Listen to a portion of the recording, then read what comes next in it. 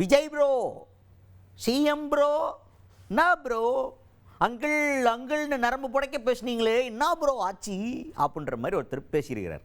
யார் அவர்? தமிழ்நாடு பாஜக தலைவர் நயினார் நாகேந்திரன் அவர்கள். அவர் இப்போ சமீபத்தில் ரொம்ப சோகமான ஒரு விஷயம், கும்மிடிப்பூண்டியில் 3 வயது சிறுமிக்கு வந்து பாலியல் வன்கொடுமை நடந்து அவங்க சிகிச்சை பலன் இல்லாமல் உயிரிழந்துட்டாங்க.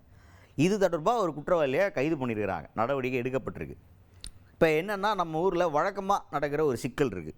ஒரு கவர்மெண்ட் இருக்குது, அப்போ ஒரு குற்ற சம்பவம் நடக்குது, ஏதோ ஒரு இடத்துல ஏதோ ஒரு மூலையில் ஒரு குற்ற சம்பவம் அரங்கேறுது அப்படின்னா சிஎம் தான் இதுக்கு பொறுப்பு அப்படின்னு சொல்கிறது இருக்குல்ல.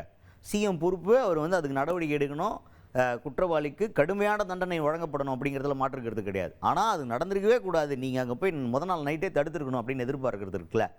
அது யார் சிஎம்மாக இருந்தாலுமே பாசிபிள் கிடையாது. ஏன்னா இப்போ வந்து செய்திப்படி பார்த்தீங்கன்னா, வட மாநிலத்தில் இருந்து இங்கே வந்து கட்டட தொழில் வேலை பார்க்க வந்த ஒருத்தர் தான் இந்த மாதிரி பண்ணிட்டாரு, அதுவும் போதையில் பண்ணியிருக்காரு அப்படின்றது தான் குற்றச்சாட்டாக இருக்குது. அவர் தான் அரெஸ்ட் பண்ணி இப்போது ரிமாண்ட் பண்ணியிருக்கிறாங்க. இப்போது தொடர்ந்து நடவடிக்கைகள் எடுக்கப்பட்டுருக்கு. இதில் போதைப் பொருளை தடுக்கணும் அப்படிங்கிறது ஒன்று. போதைப் பொருளால் இந்த சம்பவம் நடந்திருக்கிறதுக்கு வாய்ப்பு அதிகமாக இருக்குது அப்படிங்கிறதுனால அதை சொல்லலாம்.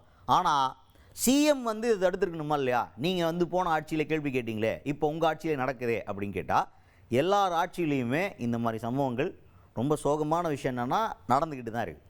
அதை தடுக்கிறதுக்கு முயற்சி பண்ணாமல் யாருமே இல்லை. யாருக்குமே இந்த மாதிரி நடக்கணும், என் ஆட்சியில் வந்து தொடர்ந்து இந்த மாதிரி நடந்தால் தான் எனக்கு வந்து ரொம்ப பெருமையாக இருக்கும்னு சொல்லிட்டு யாரும் கட்டவிழ்த்து வர்றது கிடையாது.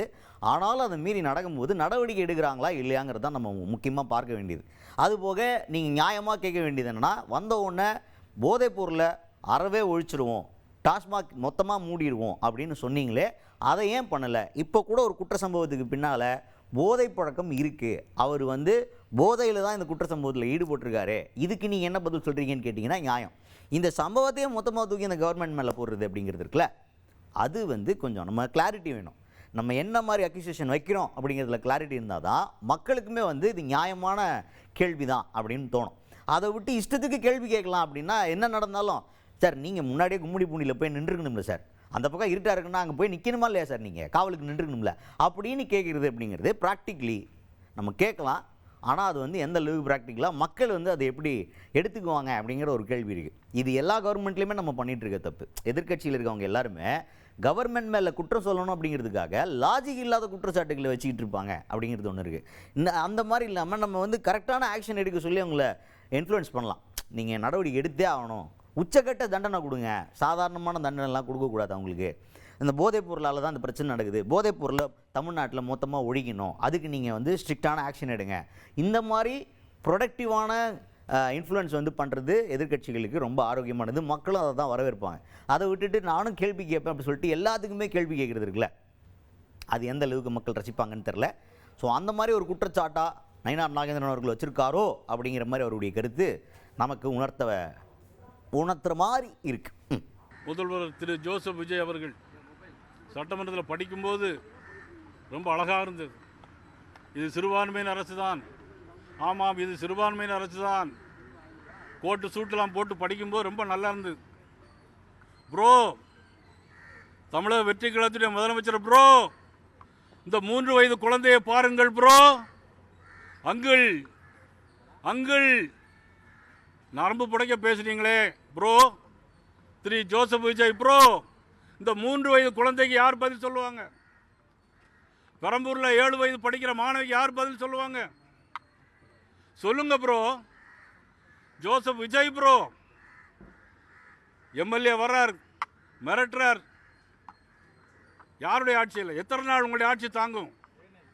மக்களை பற்றி கவலைப்பட வேண்டாமா?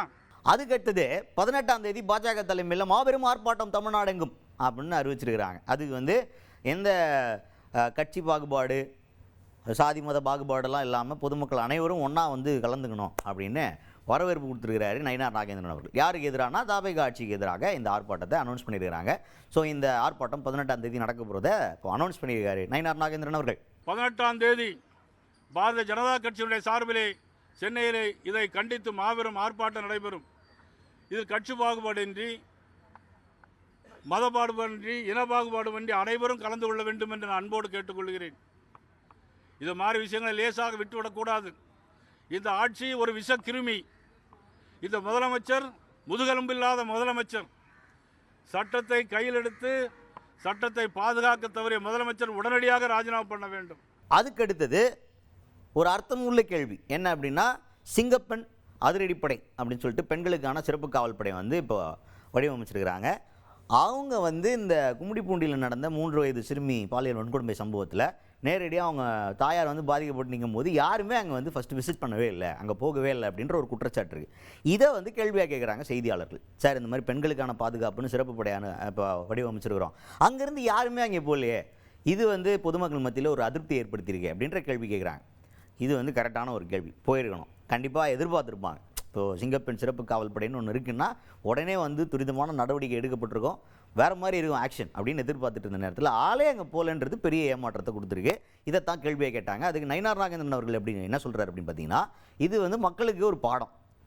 சும்மா ஒருத்தரை வந்து நம்ம ஆட்சி பொறுப்பில் அமர்த்தணும்னா என்ன நடக்கும் அப்படிங்கிறதுக்கு இது ஒரு நல்ல உதாரணம். இந்த மாதிரி இது ஒரு விஷக்கிருமியுடைய ஆட்சி. இந்த மாதிரி ஆட்சியை வருங்காலத்துலேயும் எந்த கட்சின்னு இல்லை, இது போன்ற எந்த கட்சியுமே இந்த மாதிரி அரசியல் படுத்தப்படாத ஒரு கட்சி வந்து ஆட்சியில் அமர்றதை முற்றிலுமாக மக்கள் தவிர்க்கணும் அப்படின்னு வலியுறுத்தியிருக்காரு நயினார் நாகேந்திரன் அவர்கள். இது ஒரு விளம்பரமான ஒரு ஆட்சி. இது சினிமா துறையினுடைய ஆட்சி நடக்குது. சினிமா ஷூட்டிங் போல தான் நடந்துகிட்டு இருக்கு. உண்மையிலே இனிமேல் இது திருத்தவே முடியாது இந்த ஆட்சியை.